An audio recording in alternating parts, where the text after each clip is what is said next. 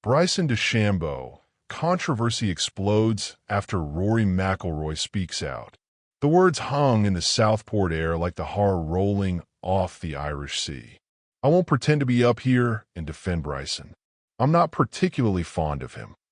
Rory McIlroy just detonated a bomb at Royal Birkdale that will echo through golf for years. He didn't just disagree with DeChambeau's two-stroke penalty for trampling fescue on the fifth hole. He called the entire scene performative.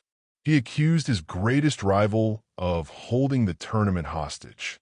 And he told the world what players have been whispering for years. I think a lot of it's for attention. This is the moment that opens old wounds. This is the feud that has simmered since DeChambeau joined LIV. This is the rivalry that reached its boiling point when DeChambeau complained that McIlroy iced him out during the final round of the 2025 Masters. And now, on the biggest stage in golf, the war is finally out in the open.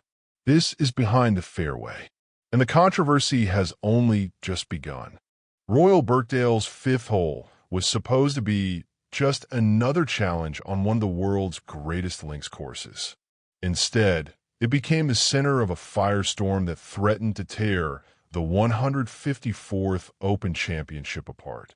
Bryson DeChambeau's wayward drive found deep rough, knee-high fescue that would test even the strongest player. As he prepared for his second shot, television cameras captured something that would change everything.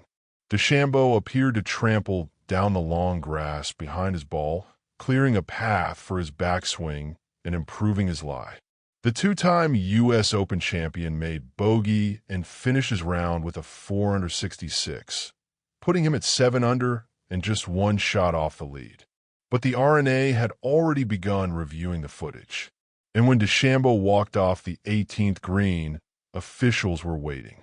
Bryson has been penalized 2 strokes for inadvertently improving the area of intended backswing on the 5th hole, said Grant Moyer, the R&A's executive director of governance.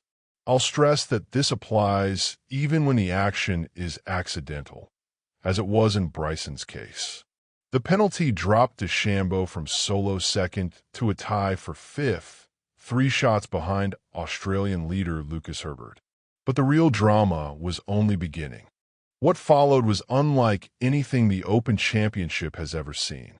DeChambeau was driven back to the 5th hole in the gathering darkness, where he engaged in a heated and lengthy discussion with R&A officials, apparently threatening to withdraw from the tournament if the penalty stood.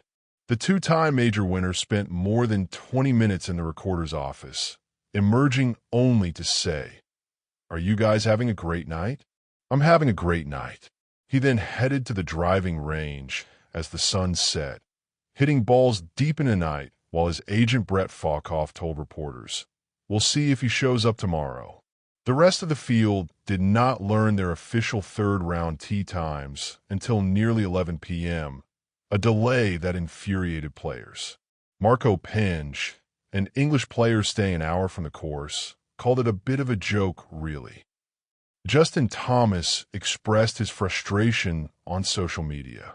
Hours later, after midnight, DeChambeau finally posted on social media, obviously disappointed with the ruling. "I don't agree with it, but it is what it is. This fires me up. On to the weekend. Let's get it." He would play, but the damage to his reputation was already done, and the golf world was about to hear from the one person who had the courage to say what everyone was thinking. Rory McIlroy has never been one to hold his tongue, but this was different. After shooting a 1 under 69 in his third round, the 6-time major winner was asked about the DeChambeau controversy, and he let fly with a scathing assessment that stunned the media center. "I won't pretend to be up here and defend Bryson. I'm not particularly fond of him. I think a lot of it's performative. I think a lot of it's for attention. To hold the tournament hostage like that, and to have all of us, players, volunteers, everyone waiting on him to depart, I didn't feel like it was a great look." The words landed like a bomb. McIlroy had watched the incident live from the players' lounge, surrounded by other competitors. As soon as he made the step into the ball, we all sort of looked at each other, and we were like, that didn't seem right. Then when I heard that he was called in by the rules officials, I think it was pretty obvious for why. McIlroy made it clear there was no doubt in his mind about the penalty. I think there's no doubt that he improved the line of his backswing. Whether it was careless or whether it was intentional, I don't think it matters. Hopefully it was careless, but I think the two-shot penalty was justified for sure. When asked directly if he thought DeChambeau knew what he was doing, McIlroy paused. I'm not in his mind. I'm not in his, but it didn't look good. The animosity between McIlroy and DeChambeau didn't begin at Royal Birkdale. It's been simmering for years, fueled by their opposing roles in golf civil war. McIlroy became the face of the PGA Tour's resistance to LIV golf. DeChambeau became one of the Saudi-backed league's biggest stars. The tension boiled over at the 2025 Masters. DeChambeau claimed that McIlroy didn't speak to me once during their final round pairing, a complaint that McIlroy dismissed as attention-seeking. But the true nature of their relationship was revealed in that pairing. DeChambeau allegedly proposed flipping a tee to decide who would putt first. McIlroy refused, calling it a rules official. This is the final round of the Masters, McIlroy said. This isn't some game on a Tuesday afternoon somewhere. I wasn't going to wilt in that situation. McIlroy made his putt. DeChambeau missed his, and the rivalry was set on a new course.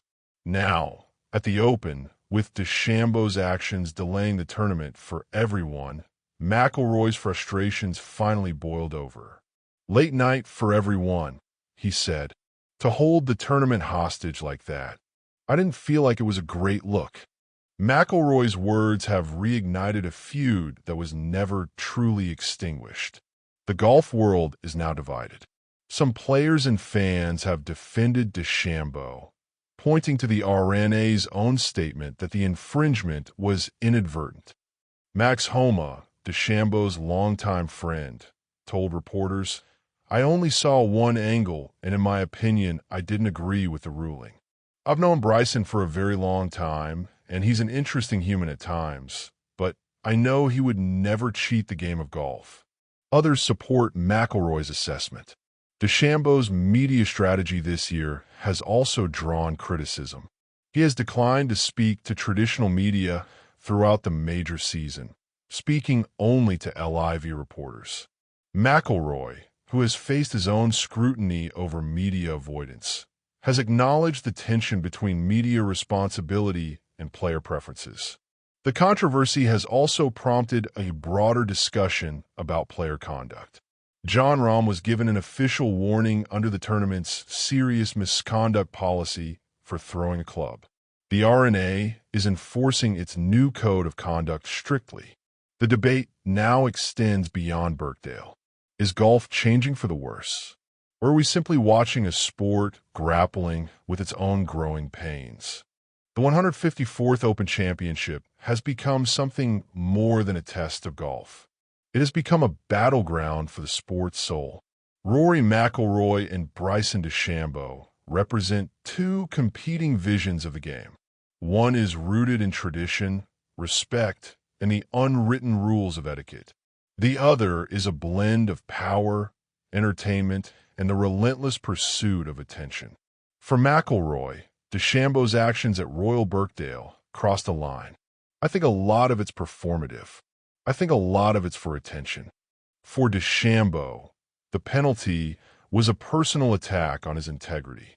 He fought it. He protested it.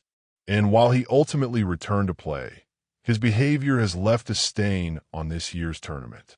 The R&A's new code of conduct now hangs over the entire championship. Players have been warned. The rules are being enforced, and the culture of golf is being tested. DeChambeau has now posted a 3 under 67 in the opening round and held his own, but the controversy from Friday night will not be forgotten. As for the rivalry, it is now more inflamed than ever. McIlroy has made his feelings clear. The questions now hang over Birkdale. Is Bryson DeChambeau a villain, a victim, or something in between? And will this bitter rivalry now define the rest of their careers? The Open Championship was supposed to be about history, about legends, about the oldest tournament in golf. Instead, it has become a stage for one of the most bitter feuds in sports history. Bryson DeChambeau trampled fescue. The RNA penalized him. Rory McIlroy unleashed a scathing attack. And now the golf world is left to pick up the pieces. I won't pretend to be up here and defend Bryson. I'm not particularly fond of him. Those words will echo through Royal Birkdale for decades. The rivalry is no longer simmering. It has exploded, and the questions now follow both players for the rest of their careers. If you made it this far, you love golf drama as much as we do. Hit that subscribe button right now and turn on notifications. Because Behind the Fairway is your #1 source for breaking golf news, controversy, and deep analysis. Drop a comment below. Is Rory McIlroy right to call out Bryson DeChambeau? Or was the 2-shot penalty harsh? We read every single comment.